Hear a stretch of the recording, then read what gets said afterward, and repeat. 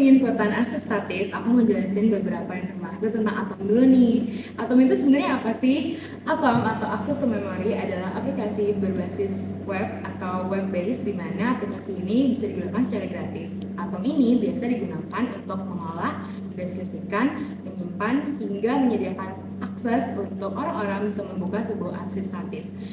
Dan atom punya kelebihan di mana atom ini sudah menggunakan standar internasional sehingga atom dapat memudahkan kita dalam pencarian arsip statis. Atom juga punya kelebihan. Di samping itu atom juga punya kekurangan. Kira-kira apa aja ya kelebihan dan kekurangan dari atom? Yang pertama, kelebihan atom itu gratis dan juga bisa dijangkau karena berbasis web. Dia juga memudahkan pencarian arsip, dan dia juga sudah menggunakan standar internasional sehingga mendukung pendeskripsian yang multilevel. Tapi sayangnya atom juga memiliki keterbatasan. Keterbatasan yang pertama, instalasinya tuh rumit, menggunakan beberapa server atau instruksi yang khusus, sehingga servernya terkadang gampang banget penurunan kualitasnya jika server tersebut tidak mengalami pembaharuan yang signifikan. Di sisi lain, karena instalasinya sangat sulit, atom ini kurang direkomendasikan untuk pengelolaan arsip dinamis. Seperti yang aku bilang tadi, instalasi atom tuh rumit banget. Tapi tenang aja, di video kali ini kelompok aku bakal kasih tahu cara ke teman-teman cara lain dan lebih mudah untuk instalasi atom menggunakan VirtualBox. Halo guys, hari ini aku bakal jadi tutor kalian untuk proses instalasi atom di Windows. Tapi sebelumnya kita harus download pakai VirtualBox dan Vagrant dulu ya. Pastikan teman-teman ikuti semua langkah yang aku kasih tahu. Selamat mengikuti. Pertama, kita harus install VirtualBox terlebih dahulu ya.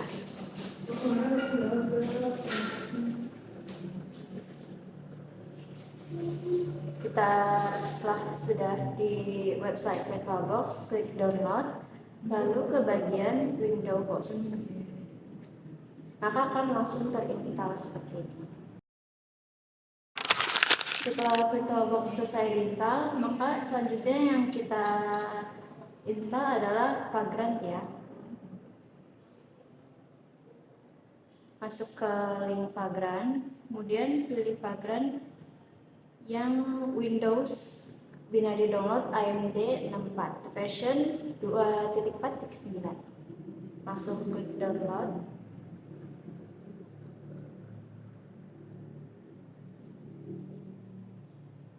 Teman-teman tidak perlu login untuk di VirtualBox maupun Vagrant ya, akan langsung bisa digunakan untuk instalasi atom.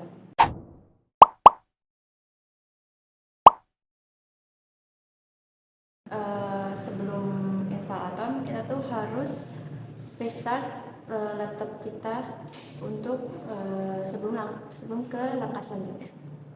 Oke, jadi setelah kita restart laptop atau komputer kalian, kita langsung install atom melalui cmd atau command prompt. Kita buka dulu ya command prompt atau cmd. Kalian bisa mengetiknya di Windows, ketik cmd.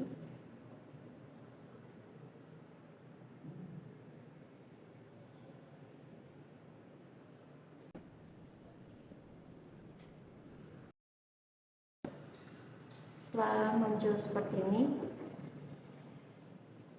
yang harus dilakukan adalah mengecek Vagrant apakah sudah benar versi yang sudah kita download.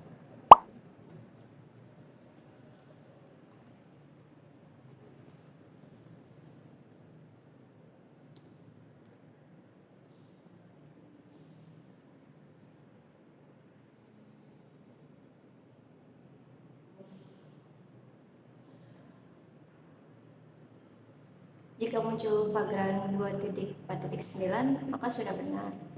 Kemudian kita ketik mkdir atom strip Vagrant yang nanti akan membuat folder di library C atau folder C.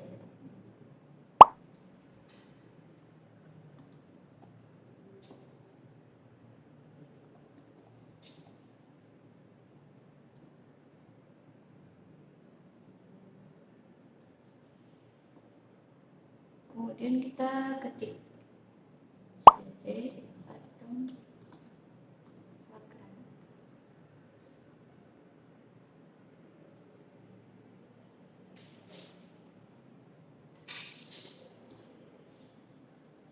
tampilan CMD akan menjadi c-2/user/advanced/atom/vagrant.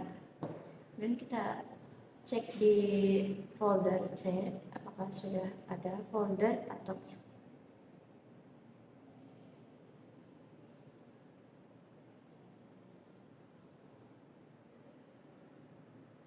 Masuk ke C, kemudian ke user, ke advanced,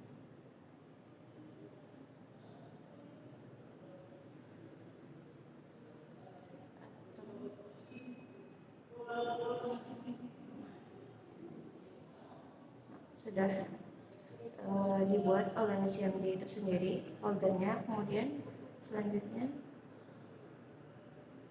ketik vagrant init artefactual /atom. Nanti akan membuat vagrant file di folder atom strip vagrant tadi yang di folder C.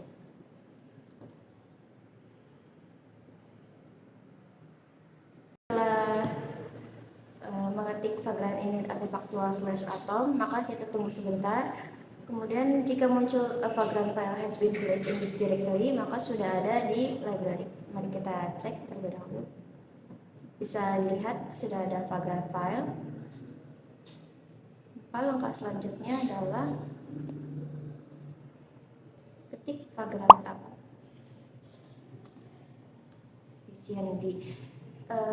Ini akan mengunduh Ubuntu, kemudian yang di dalamnya ada atomnya sendiri, kemudian membuka VirtualBox, membuka virtual machine secara otomatis, lalu ada MySQL, PHP, dan Elasticsearch secara otomatis oleh command prompt YouTube. Nah, ini kurang lebih menunggu 1 jam. Jadi pastikan harus punya kondisi internet yang bagus.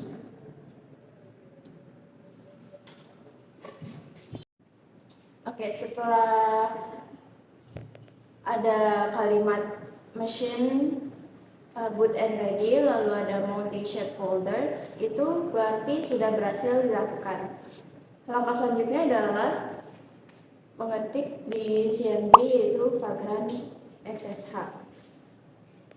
Ini untuk mengecek apakah vagrantnya normal atau tidak.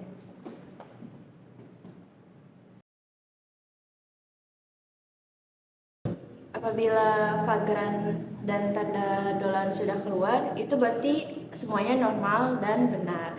Untuk memastikan kembali, ketik pwd di CMD.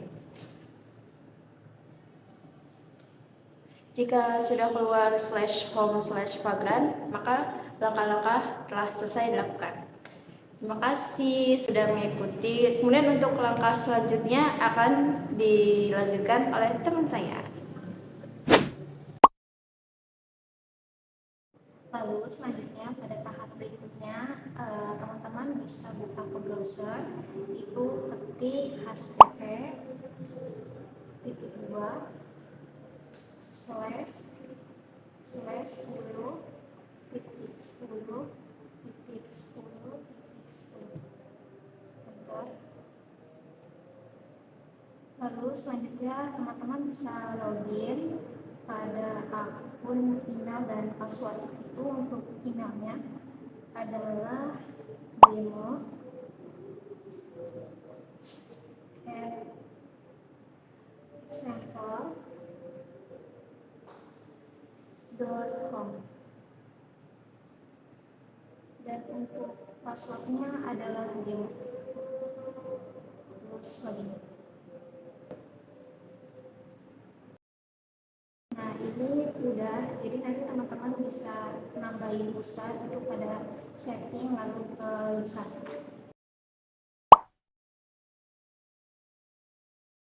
Lalu langkah selanjutnya ketika prompt sebelumnya itu di akhir ada vagrant dengan tanda dolar, kita ketik exit.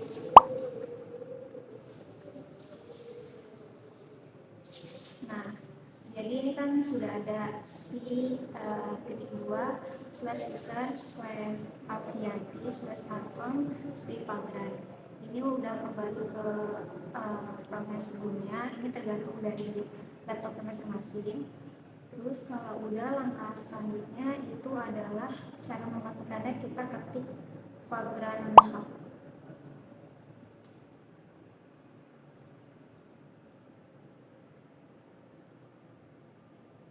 Sudah, terus kita enter. Nah, teman-teman, kalau sudah kembali ke prompt sebelumnya, nanti teman-teman bisa ngetik untuk mengecek statusnya apakah memang sudah benar-benar dimatiin atau belum. Ini kita ketik Vagrant status.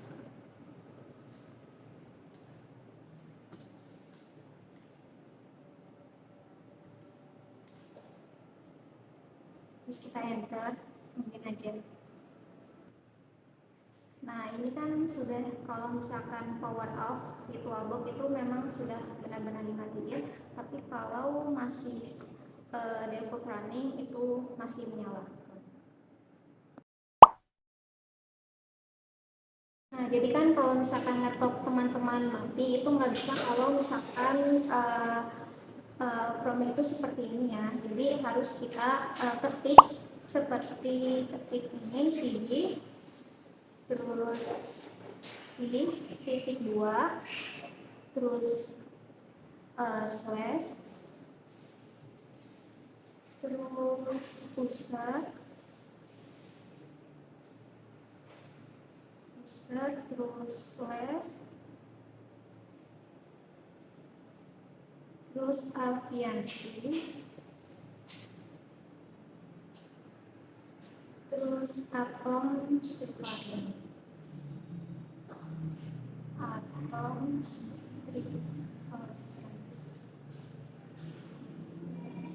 Lalu setelah itu kita enter. Nah, ini sudah kembali seperti sebelumnya untuk masuk ke Vagrant. Terus langkah selanjutnya adalah kita bagaimana cara untuk nyalain si virtual machine. Lalu kita ketik, setelah itu kita ketik Vagrant Hub.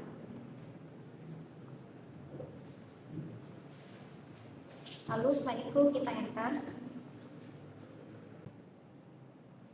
Nah, sudah. Jadi kalau misalkan teman-teman ada tulisan muncul seperti machine booted and ready atau machine is already running, itu berarti sudah ya, sudah aktif kembali untuk nyalain si Atom.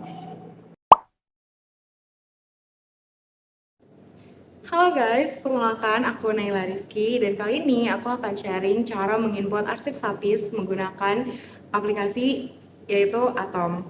Dan kita udah bisa lihat di tampilannya, aku udah ada di halaman awal Atom. Dan sekarang yang harus kita lakukan adalah pertama-tama teman-teman harus login dulu. Sampai bagian yang aku tunjuk ini sudah tertulis username yang teman-teman daftar buat aplikasi Atomnya. Nextnya adalah teman-teman bisa langsung klik button plus atau add ini. Dan untuk praktek kali ini aku cuma akan sharing cara untuk input Atom di bagian archival description. Dan for your information, untuk Atom ini dia memang mengadopsi standar internasionalnya yaitu standar internasional archival description second edition. Nah, kemudian untuk file yang akan aku input di Atom ini sudah tersedia dan bisa teman-teman lihat di sini ada 7-8 area yang bisa teman-teman isi, wajib diisi untuk setiap berkas atau dokumen atau arsip yang akan teman-teman import. Yang pertama, kita ke identity area. Nah, di sini itu ada beberapa kolom yang wajib teman-teman isi. Kalau teman-teman engeh di sini ada tanda bintang, itu artinya wajib diisi. Sedangkan untuk bagian yang tidak ada bintangnya itu merupakan bagian opsional. Yang pertama di identifier ini adalah kode unik. Jadi di setiap dokumen atau setiap arsip itu pasti punya kode uniknya. Nah, untuk di kasus aku karena sudah tersedia filenya, jadi untuk kode uniknya itu aku bikin sendiri. Sebab di file itu tuh tidak ada kode unik yang tertera, teman-teman. Tapi kalau misal ada, teman-teman bisa menggunakan kode unik tersebut. Untuk dokumen yang mau aku input itu merupakan dokumen lembar persetujuan dan pengesahan naskah akademik ini dari program studi Pendidikan Guru Madrasah Ibtidaiyah dari UIN Jakarta. Dan ini cuma ada satu halaman seperti yang tertera. Kemudian karena di sini tidak ada kode unik tertentu, jadi teman-teman bisa membuat kode uniknya sendiri. Dan karena ini adalah arsip pertama yang aku input, jadi nomor belakangnya udah pasti 001.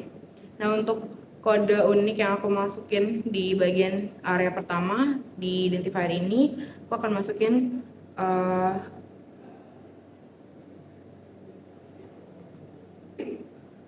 PGMI sesuai dengan judul atau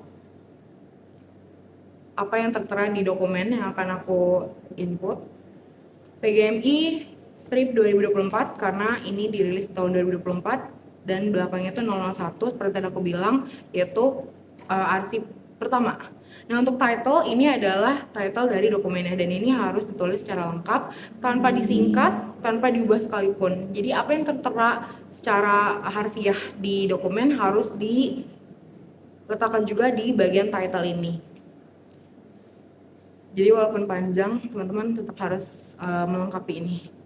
Nah, untuk judulnya itu aku akan tulis naskah akademik.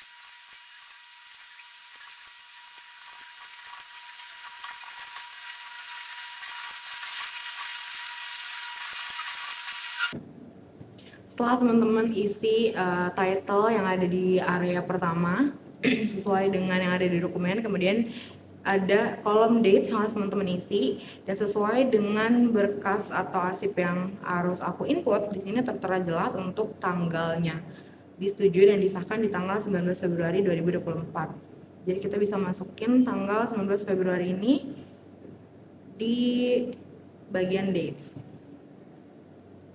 Kita pilih yang creation ya teman-teman, karena kalau yang accumulation itu dari satu arsip itu biasanya ada beberapa, maaf, dia tuh tahunnya berlanjut gitu. Jadi misal kayak ada satu arsip itu berkasnya dari tahun 2024 sampai 2025. Nah, karena aku cuma satu berkas sehingga tanggalnya itu dan tahunnya itu tidak berlanjut. Jadi kita isi 19.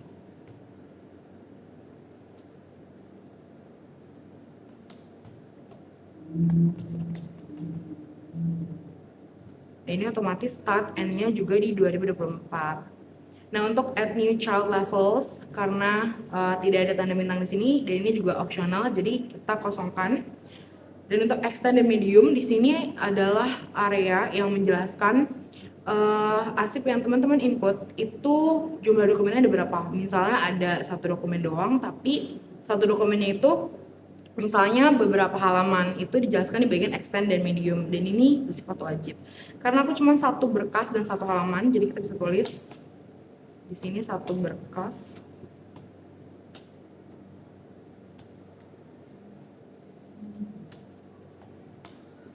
Buka kurung satu halaman.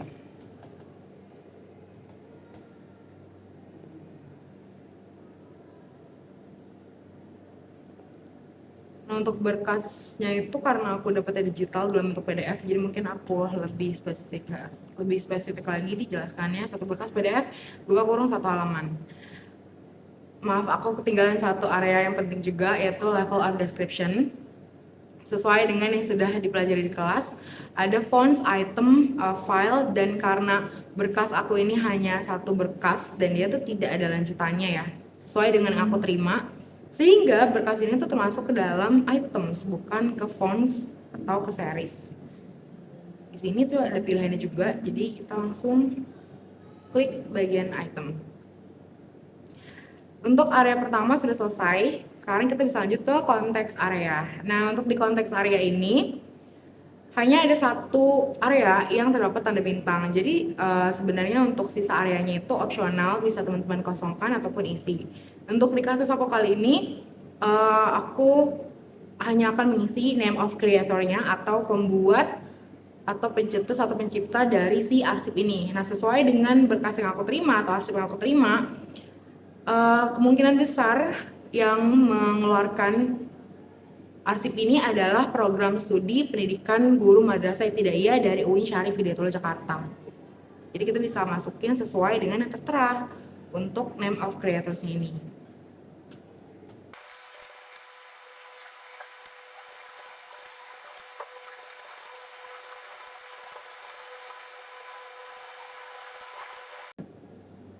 Nah, untuk di bagian repository, bagian ini tuh menjelaskan arsip yang sedang teman-teman input itu sebenarnya sudah tersimpan di repository mana.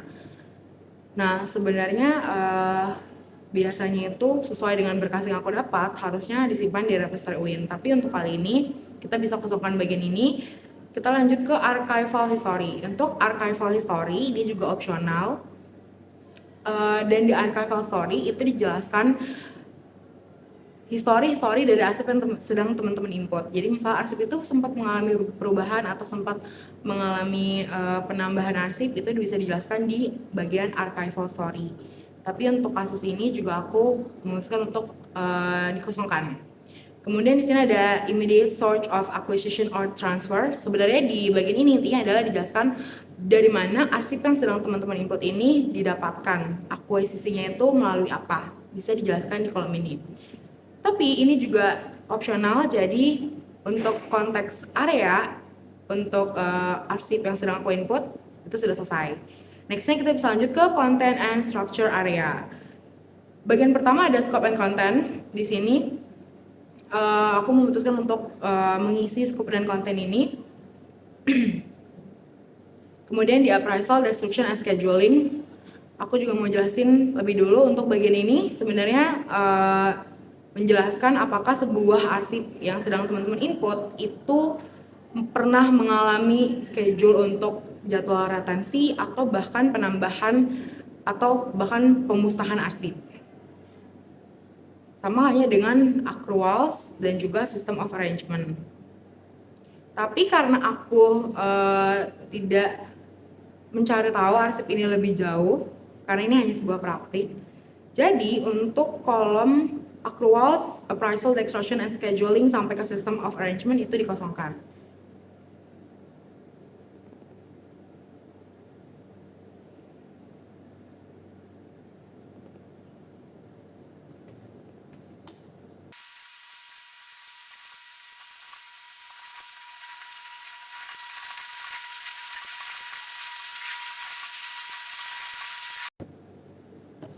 Kalau teman-teman sudah menjelaskan di scope and content mengenai arsip yang sedang teman-teman input, kita bisa lanjut ke area selanjutnya, yaitu conditions of access and use area.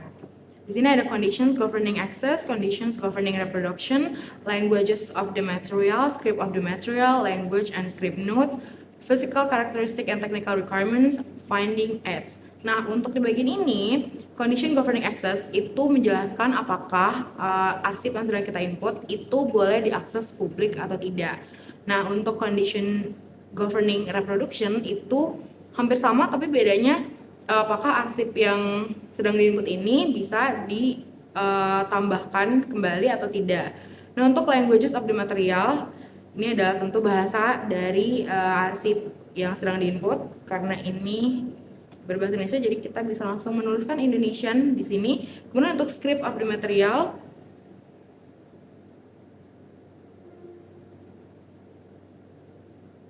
untuk script of the material ini aku isi Latin, karena ini tuh bukan bahasa tapi lebih kepada aksaranya teman-teman, aksaranya Latin. Seperti itu. Untuk language and script notes-nya tidak ada kebetulan di dokumennya, jadi kita tidak masukin. Untuk physical characteristic and technical requirement itu sebenarnya menjelaskan apakah dibutuhkan alat tertentu untuk membaca arsip yang sedang diinput. Misalnya kalau arsip yang berbentuk mungkin bukan kertas sehingga dia perlu alat tertentu untuk dibaca atau diakses, itu bisa dituliskan di sini. Finding out juga ini opsional, untuk kali ini kita bisa lewatkan itu. Jadi untuk area conditions of access and use area itu sudah selesai. Kita lanjut ke Elliott Materials area. Di bagian ini yang pertama ada existence and location of original. Ini menjelaskan di mana arsip yang sedang teman-teman input itu berada di lokasi tertentu atau tidak. Dan yang kedua, existence and location of copies, itu tandanya apakah salinan dari arsip yang sedang teman-teman input juga ada di sebuah tempat. Kalau misalnya ada, teman-teman bisa masukkan di kedua kolom ini salinannya dan juga arsip aslinya, dokumen aslinya. Nah, untuk related units of description, ini artinya adalah apakah arsip teman-teman itu punya hubungan dengan arsip-arsip lainnya. Dan ini bisa dituliskan di kolom related units of description. Sama halnya dengan related descriptions. Cuman bedanya kalau di related description itu adalah ketika teman-teman sudah pernah mempublish arsip yang berhubungan tersebut di Atom ini. Tapi kalau misalnya yang belum pernah, teman-teman bisa kosongin. Nah, untuk di bagian ini, aku kosongin semua bagian di area Elliott Materials ini karena memang tidak wajib alias opsional dan aku nggak tahu informasi lengkapnya. Nextnya adalah di notes area. Di notes area juga bisa dikosongkan karena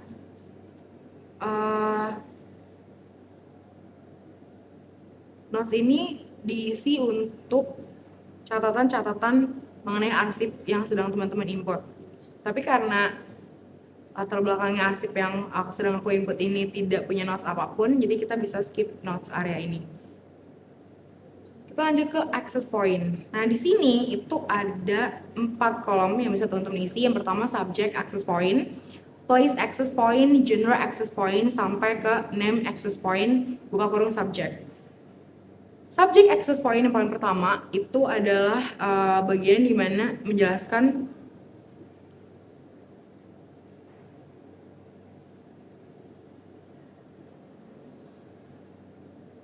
seseorang yang tercantum di arsip yang sedang teman-teman input.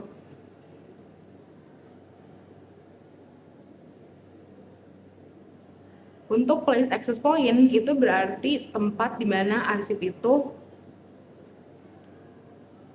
tempat yang berhubungan atau tempat yang tercantum juga di arsip tersebut, di dokumen tersebut. Nah, untuk genre-nya ini adalah jenis dokumennya teman-teman. Jadi misalnya di sini ada katalog, ada buku atau books, ada album, disesuaikan dengan ini.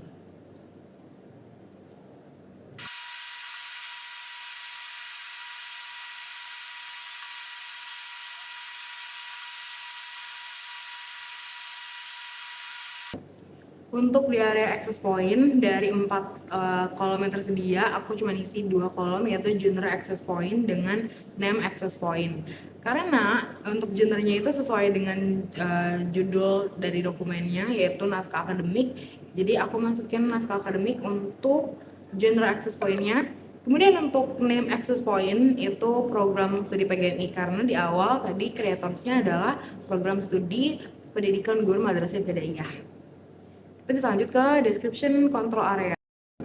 Di bagian description control area ini, yang pertama ada description identifier, institution identifier, rules or conventions, status, level of detail, sampai dengan archives notes. Tapi karena tidak ada archive note di arsip ini, jadi untuk bagian archives note ini dikosongkan.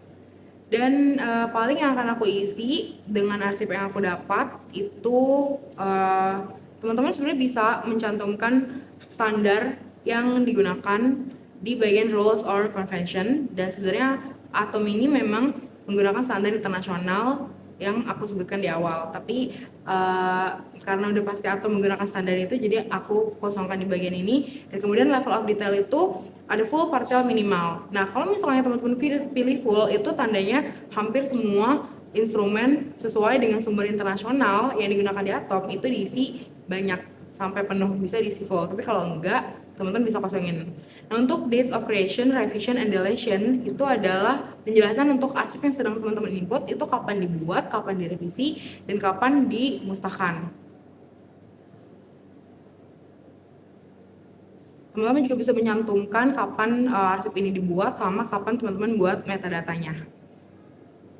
Jadi sini aku bakal nambahin data untuk pembuatan arsip itu berarti di 19 Februari 2024 seperti yang ada di identity area yang sebelumnya sudah dimasukkan.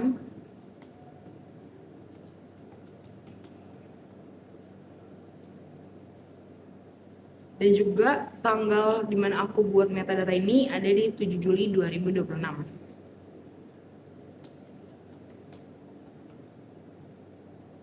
Untuk language-nya kita masukin juga Indonesian seperti di area sebelumnya. Sama halnya dengan script-nya atau aksaranya, jadi kita masukin Latin juga. Untuk sources dan archives notes bisa dikosongkan aja.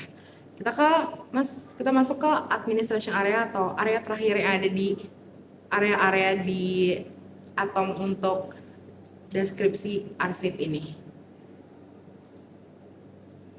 Nah, untuk search language-nya English dengan standar internasional yang aku pilih yaitu yang paling atas dari International Council on Archives. Habis itu teman-teman tinggal klik button yang create untuk menambah arsip yang sudah teman-teman input metadatanya. Setelah teman-teman create arsip yang sudah teman-teman input, tahap terakhir adalah teman-teman bisa masukin juga digital objects atau berkas secara digitalnya dalam bentuk digital ke Atom ini. Nah, setelah itu teman-teman juga bisa update publication statusnya, mau itu draft atau publish. Kalau misalnya udah publish, tadinya udah bisa diakses deh. Itu dia untuk tahap input arsip statis dari aku. Selanjutnya akan dilanjutkan oleh partner kelompok aku. Dan terima kasih, sampai jumpa. Halo semuanya, sekarang kalian bersama aku, Asani Putri Bayana, untuk input arsip selanjutnya. Kita lakukan seperti langkah sebelumnya, klik tanda add atau tanda plus yang di atas, kemudian pilih archival description.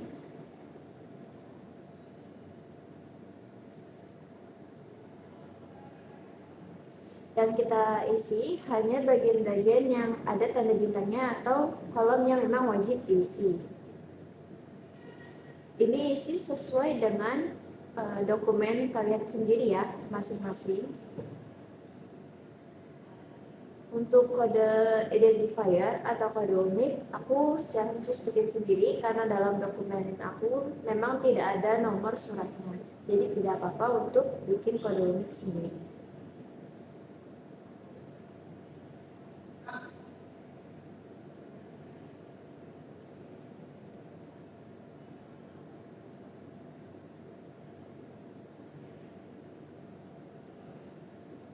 Karena ini adalah arsip kedua, maka belakangnya adalah 002 ya teman-teman.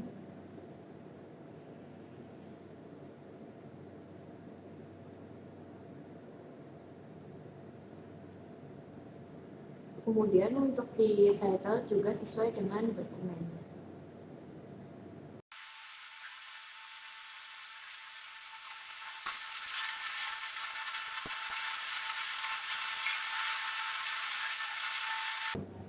Kemudian kita isi di bagian dates, yaitu pilih creation karena ini adalah satu dokumen saja. Kemudian juga karena satu dokumen dan satu tanggal, maka kita isi di bagian date.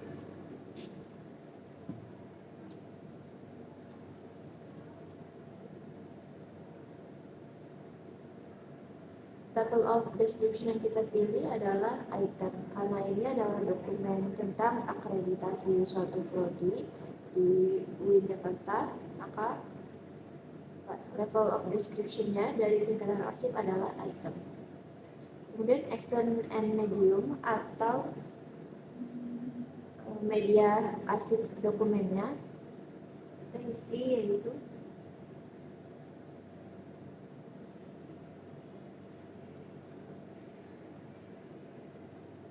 satu berkas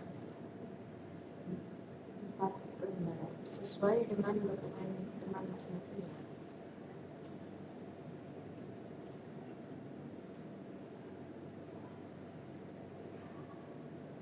Setelah selesai di bagian identity area, kita masuk ke context area. Ini diisi hanya di bagian name of creators. Karena surat ini adalah surat dari ACQ Win itu, jadi kita tulis seperti itu.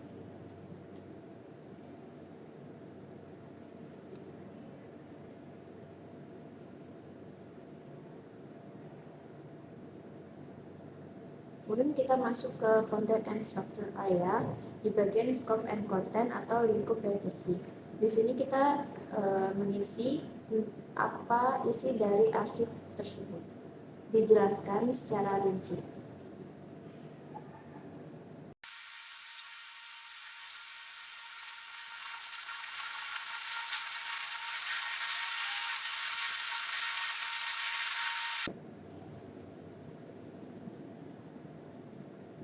Kemudian kita langsung masuk ke description control area, scroll ke bawah, kemudian di bagian language pilih bahasa sesuai dokumen itu sendiri.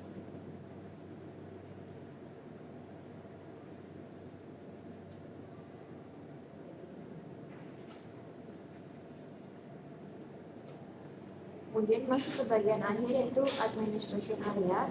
Kita akan memilih ISAT atau International Council on Archives sebagai display standar. Nah, ini saja yang perlu wajib diisi untuk dokumen di Atom. Yang lainnya bersifat opsional, jadi tidak apa-apa kalau memang tidak diisi. Kemudian kita klik create.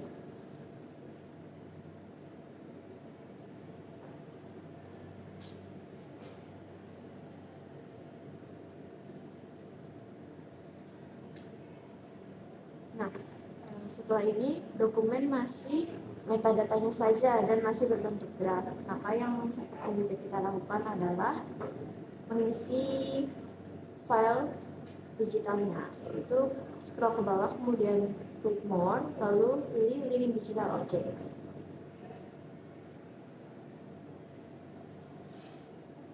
Klik choose file dan pilih file sesuai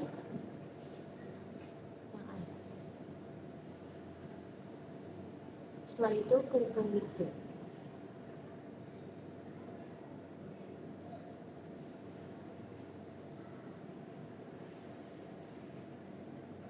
Setelah itu kita ubah status publikasinya dari draft menjadi public. Klik more lalu di update publication status. Pilih publish lalu klik update.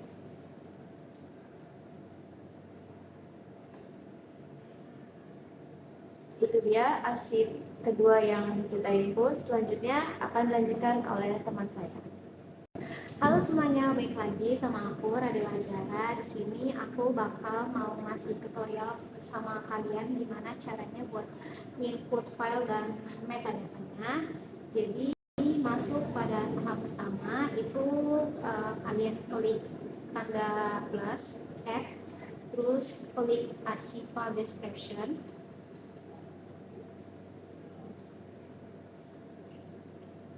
Nah, ini kira-kira ada 9 atau 8 area yang harus diisi oleh teman-teman, tapi sebelum itu mungkin ada beberapa yang file itu harus wajib, metadatanya harus wajib diisi, kayak tanda bintang, ini tanda merah itu wajib diisi, tapi kalau misalkan nggak ada itu opsional, boleh diisi atau tidak sesuai dengan kebutuhan teman-teman saja. Lanjut, yang pertama identifier. Ini adalah kode dari si dokumen itu, tapi pada dokumen aku itu nggak ada si kodenya, jadi mungkin kita nambahin kode sesuai dari perintah ada. Kalau di aku nambahin kodenya adalah SK strip ASIQueen strip 2025 strip 003, itu nomor dari si arsipnya ini. Lanjut, itu ada title, kita tulis judulnya sesuai dari dokumennya, jadi nggak boleh diubah-ubah judul.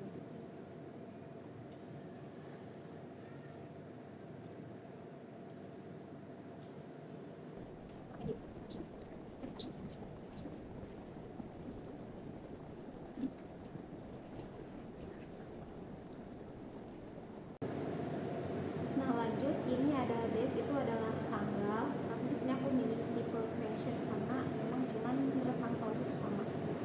Di sini kita tambahin di dokumen aku itu tanggalnya adalah 5 Juni 2025.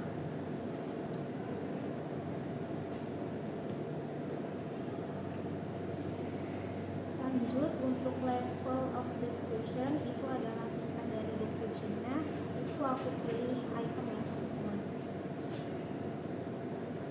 Nah untuk extend and medium itu adalah dari jenis si dokumennya atau arsipnya. Itu kalau di dokumen aku adalah satu berkas, satu file dan 6 lembar, itu adalah 6 halaman ya. Dan PDF itu adalah bentuk dari si dokumennya itu, karena bentuknya itu adalah digital, jadi PDF.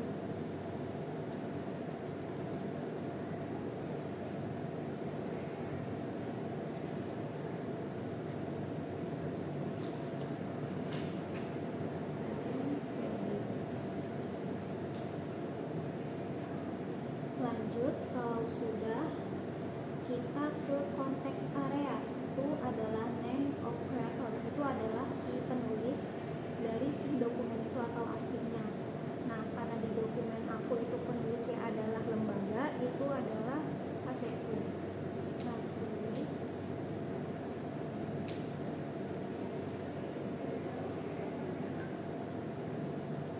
Lanjut, setelah itu kita ke content and struktur area, itu kita isi yang bagian scope and content, itu adalah isi atau ringkasan dari si arsipnya itu. Jadi kita tulis isinya ya teman-teman sesuai dari dokumen kalian masing-masing.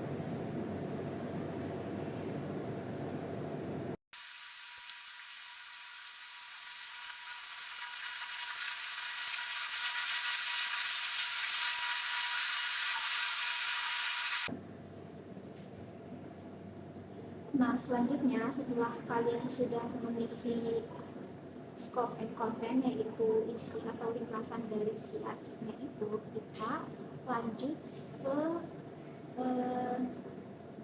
description control area. Jadi di description control area itu kita menulis bahasa atau language dari si arsipnya itu. Nah karena di dokumen aku itu adalah arsip bertuliskan dengan internasional atau English, jadi kita tulis bahasanya itu adalah English. Nah disitu kan udah ada, jadi langsung pilih aja. Nah setelah itu kita langsung ke tahap terakhir, yaitu administration area. Nah di sini karena kita mengikuti standar dari ISAK, jadi kita tulis dari sini. Nah setelah itu kita cek kembali ya teman-teman, apakah sudah benar atau belum.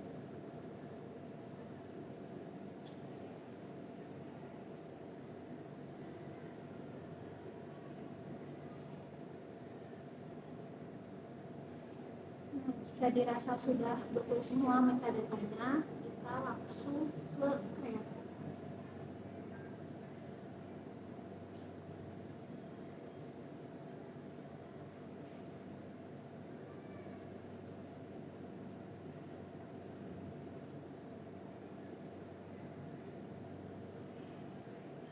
Nah, di sini akan muncul metadata yang telah kita isi. Lalu, setelah itu kita masuk ke menambahkan file dari si metadata yang telah kita isi. Nah, kita pilih link digital object. Terus kita klik choose file, gitu kita pilih filenya. Nah lalu kita pilih file yang telah kita mau masukin. Lalu setelah itu kita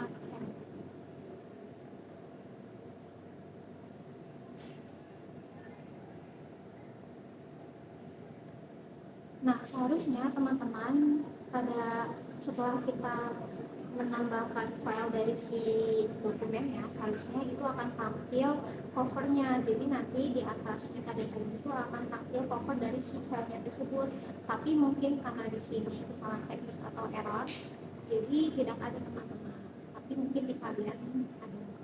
Selanjutnya, kita karena ini belum dipublish ya teman-teman, dipublish, jadi kita tambahkan. Jadi kita tambahkan update publication status, kita klik teman-teman.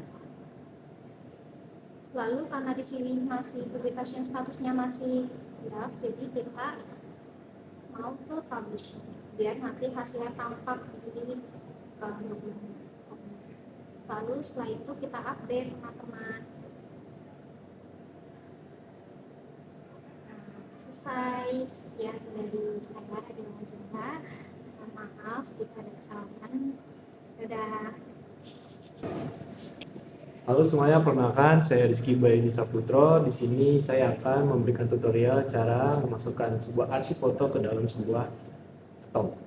Di mana saya ini mendapat sebuah arsip foto yaitu dari Profesor Asep Saifuddin Jahar selaku Rektor UIN Syarif Hidayatullah Jakarta. Seperti ini fotonya. Nah, kebetulan saya hanya mendapat fotonya saja, tidak ada informasi resmi terkait penjelasan foto tersebut. Nah, di sini kebetulan saya mencari-cari di internet asal-usul sumber foto tersebut. Nah, kebetulan saya mendapat sebuah fotonya yang sama dengan yang saya dapat dari website resmi UIN Jakarta. Ini bisa membantu kita untuk informasi seperti tanggal dan juga nama foto atau fotografernya kalau disatukan. Namun di sini menurut saya sudah cukup untuk menjadi sumber informasi kita. Lanjut kita ke atomnya, kita buka tanda plus, lalu klik ke archival description. Nah, kita isi dulu ke bagian identify area. Nah, di identify area ini kita tulis kode arsipnya yaitu UIN JKT strip foto strip 2023 strip 004.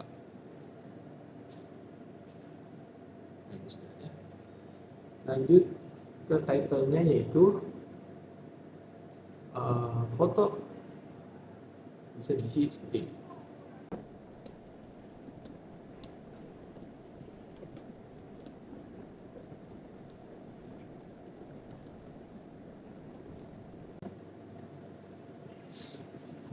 Lanjut ke type-nya kita isi creation karena kemudian mengisi tahunnya itu 2023.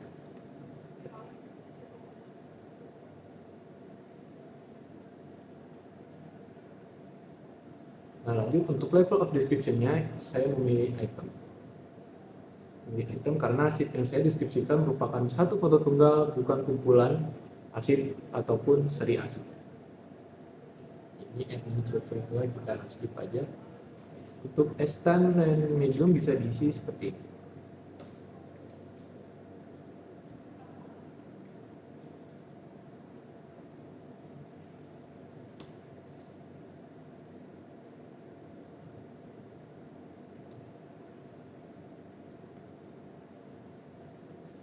Ini untuk menjelaskan jumlah dan media arsipnya.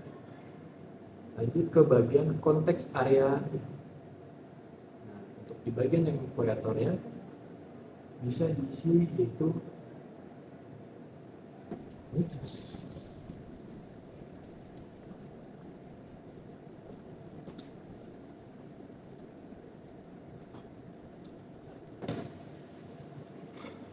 di sini saya mengisi nama penciptanya itu UIN Syarif Hidayatullah Jakarta karena foto tersebut dipublikasikan secara resmi oleh UIN Jakarta dan dalam praktik ini saya menggunakan sebagai arsip resmi.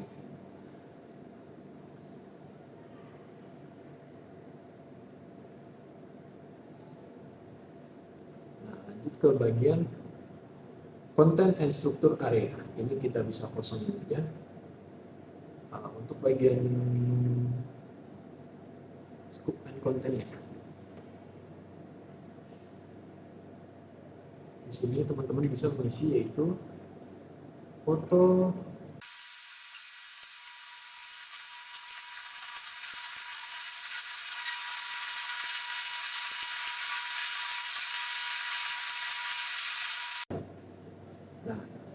Setelah mengisi isi dari konteks dari fotonya, informasi tersebut saya peroleh melalui proses riset pada situs ini yang tadi, Universitas Islam Negeri Syarif Hidayatullah Jakarta, sehingga ini deskripsi yang dapat dipertanggungjawabkan. Lanjut ke bagian administration area. Nah, untuk di bagian ini saya memilih ISA 3, yaitu General International Standard Archival Description. Standar ini merupakan standar nasional dalam pendeskripsian arsip dan juga menjadi acuan dalam pendekatan deskripsi arsip Android.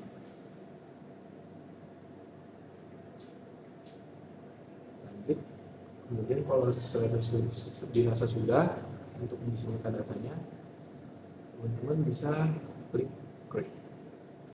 Nah, lanjut kita bakalan ngupload foto dari Pak Asep ini itu sendiri. Jadi teman-teman bisa ke bagian, kalau sudah muncul tadi di create, bisa ke bagian paling bawah, klik more, ke link digital object. Nah, teman-teman bisa choose file.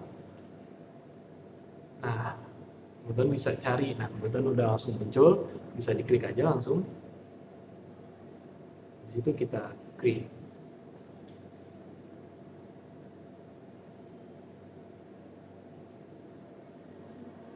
Bisa ditunggu.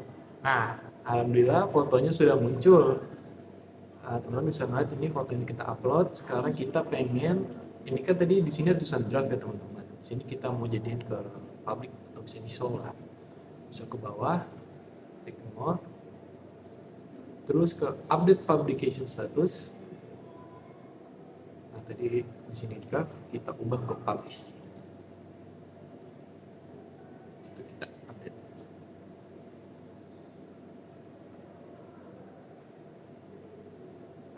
Teman, itulah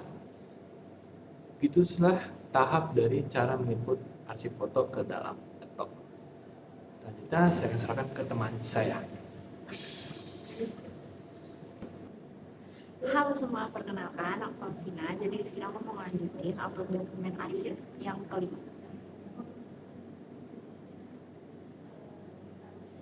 Sini kita sama kayak yang sebelumnya masuk ke identify area. Di identifier kita masukin kode uniknya,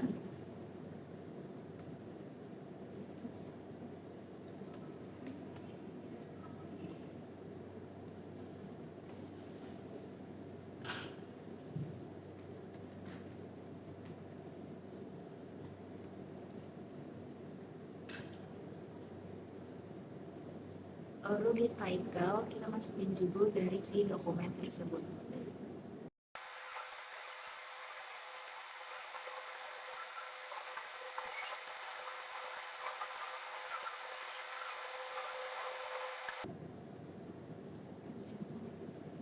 Di sini kita isi tanggal dari dokumen tersebut.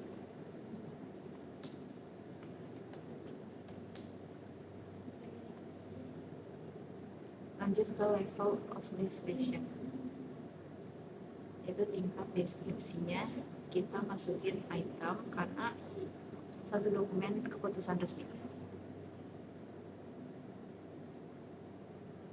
Lalu lanjut ke extend and medium.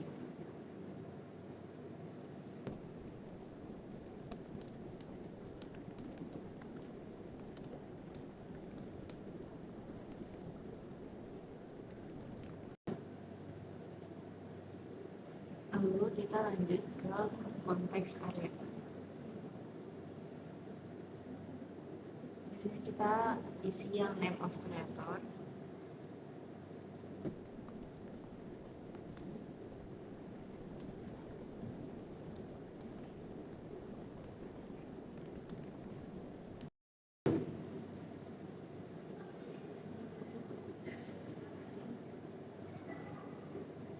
Kalau ini sudah, kita lanjut ke content and structure area. Lalu kita isi yang scope and content.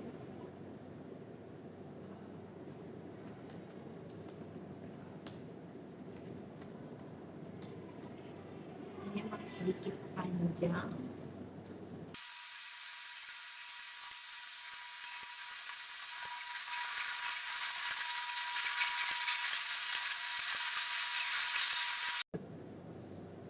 Kalau di scope and content yang udah selesai, kita lanjut ke description control area. Lalu kita cari language dan kita isi sesuai bahasa yang ada di dokumen tersebut. Karena dokumen bahasa Indonesia, jadi kita pilih Indonesia. Nah, jika udah, kita langsung ke administration area. Kita ke display, kita pilih yang ini. Jika sudah, langsung kita klik yang create. Add dokumen, kita ke more, lalu ke link digital object. Kita pilih yang choose file.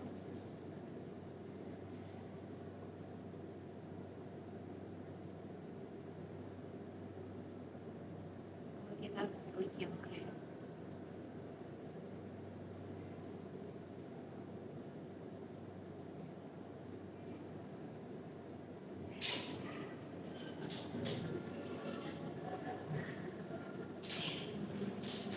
Nah, di sini sudah ada dokumen yang kita upload tadi. Jika sudah, kita publish dokumennya, kita scroll ke bawah, klik more, lalu update publication status. Karena ini masih draft, kita ganti ke publish, lalu update. Ini dokumennya sudah ke-publish. Sekian. Terima kasih telah menonton video tutorial dari kami. Semoga bermanfaat. Dadah.